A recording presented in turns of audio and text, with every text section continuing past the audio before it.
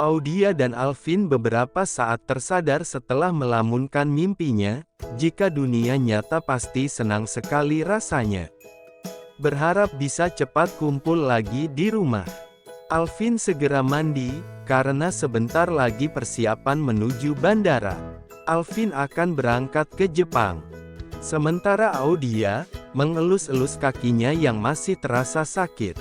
Audia kesal, mulai menggerutu tidak jelas. Tiba-tiba Arza sudah ada di sampingnya. Mama, napa? Mama jangan sedih. Arza memperhatikan Audia sambil tersenyum. Audia yang terkaget, menata ekspresi wajahnya menjadi ceria dan tersenyum lagi. Melihat anaknya yang imut, ganteng lagi menghiburnya, hatinya kembali senang.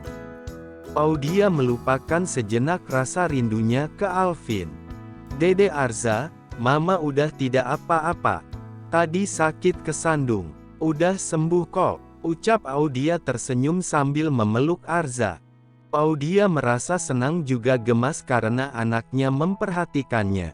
Keduanya anaknya sudah lancar ngomong, cerdas juga rasa empati ke orang lain tinggi. Audia bersyukur karena kebanyakan anak seusianya belum seperti anaknya. Kecerdasan lebih menurun dari Alvin dan rasa empati dari dirinya. Audia memeluk erat dan beranjak dari kursi lalu mengendong Arza. Aku juga mau, Ma. Aira menarik daster Audia dari belakang. Audia akhirnya jongkok, Arza naik punggung Audia, sedangkan Aira gendong depan. Ayo keluar sayang, Eyang Putri sama Bibi Minah pasti udah nungguin tuh. Ajak Audia ceria penuh semangat. Hampir seminggu ini Alvin di luar negeri, sekarang sudah di Jepang. Kemungkinan tidak sampai 2 minggu sudah pulang. Tidak seperti saat di London, Inggris beberapa tahun waktu lalu. Masalah perusahaan Alvin di Singapura sudah kelar. Sudah bisa dihandle oleh orang kepercayaannya, yang dulu pernah kerja dengan ayahnya Alvin. Tentunya dengan sedikit tambahan wejangan dari Alvin. 2 hari urusannya beres. Sekarang tinggal yang di Jepang. Masalah yang di Jepang ini malah lebih pelik lagi. Tidak biasanya Alvin menjadi lebih pusing dan mumet. Alvin pergi ke pemandian air panas miliknya sendiri yang tidak jauh dari perusahaannya. Demi bisa menenangkan diri. Kenapa bisa gini? Seharusnya ini gak mudah jebol sistemnya. Keluh Alvin.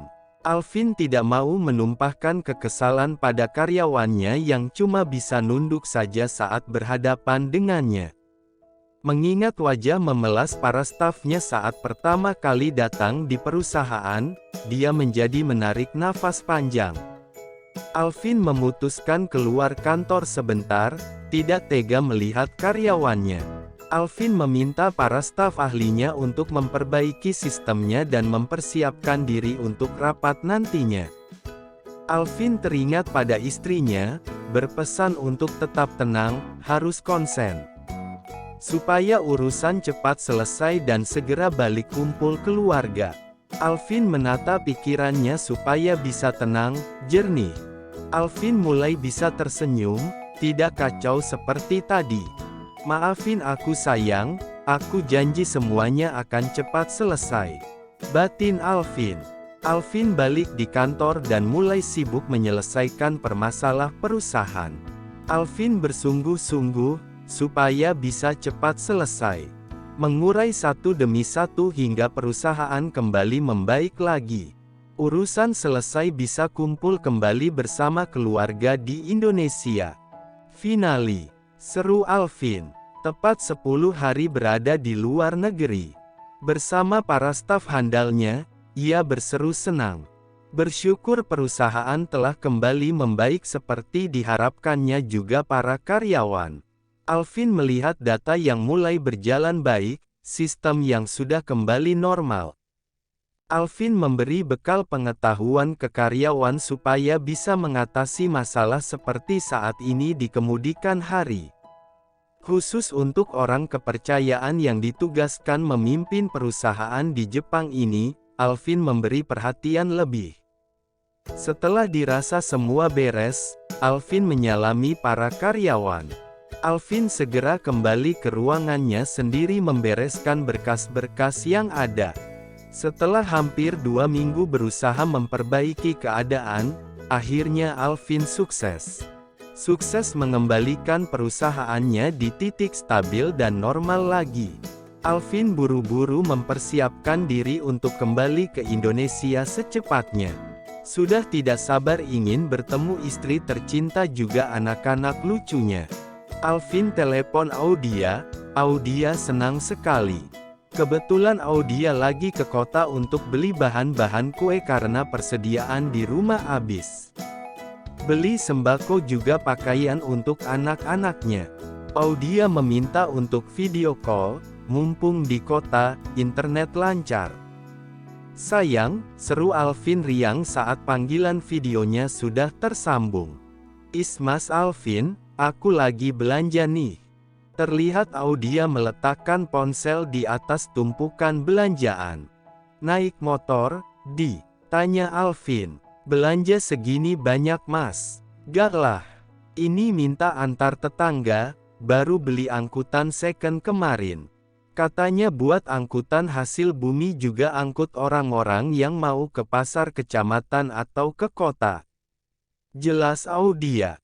Alvin bisa melihat Pem Arza dan Aira, gembul yang datang dari mainan, menatap ke arah layar ponsel. Mereka tahu itu ayahnya yang telepon. Itu ayah kan ma? Ayah, ayah, ucap Arza dan Aira melambaikan tangan dengan tersenyum riang. Iya, sayang, jawab Alvin sambil tertawa menatap kamera yang sekarang sudah mengarah ke wajah bulat si kembar.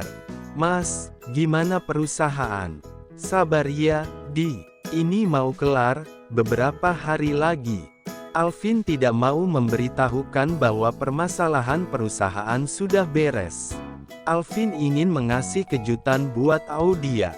Audia mengangguk sambil memeluk kedua anaknya. Alvin bisa melihat betapa istrinya lagi rindu. Kangen gak sama aku, Di? Tanya Alvin. Audia tidak menjawab, hanya mengangguk. Terlihat wajah teduh Audia yang berharap kepulangan Alvin. Aku juga kangen banget sama kamu. Cepat pulang mas. Kangen itu apa ma? Celetuk Aira. Alvin dan Audia kaget mendengar pertanyaan itu. Alvin hanya tersenyum dan memberi isyarat ke Audia untuk menjelaskannya. Sementara itu Aira masih menunggu jawaban. Audia berpikir sejenak, memikirkan bagaimana cara menjelaskan ke anaknya tentang maksudnya, kangen. Tiba-tiba Minah datang. Tuan, kapan pulang? Non Audia sudah kangen berat loh. Ucap Minah heboh. Alvin dan Audia bebarengan memberi isyarat untuk tidak memanggil Tuan dan Nona. Jika tiba-tiba orang yang mengantar datang atau tetangga yang lain tahu, ribet nantinya. Meminta Minah untuk memanggil nama panggilan saja dan mengaku saudara, jika ada yang tanya. Bersikap sewajarnya, tidak menunjukkan sikap antara majikan dan pembantu. Minah tidak keberatan atas permintaan itu, justru senang karena Minah merasa seperti keluarga sendiri. Majikannya itu baik sekali terhadapnya. Siap, ucap Minah lalu menutup mulutnya dan mengangguk paham. Sementara itu Aira mendengar omongan Minah, menanyakan lagi dan lagi tentang apa itu kangen. Arza yang tadinya diam ikut menanyakan hal sama. Repot jadinya kalau dua-dua bertanya. Audia dan Alvin sepakat untuk mengakhiri panggilan video call itu. Audia melanjutkan pura-pura mau belanja lagi. Memberitahukan ke Arza dan Aira kalau Bibi Minah tahu.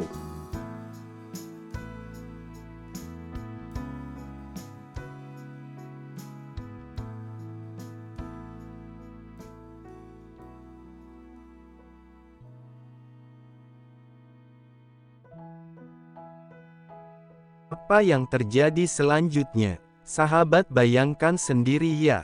Dadah.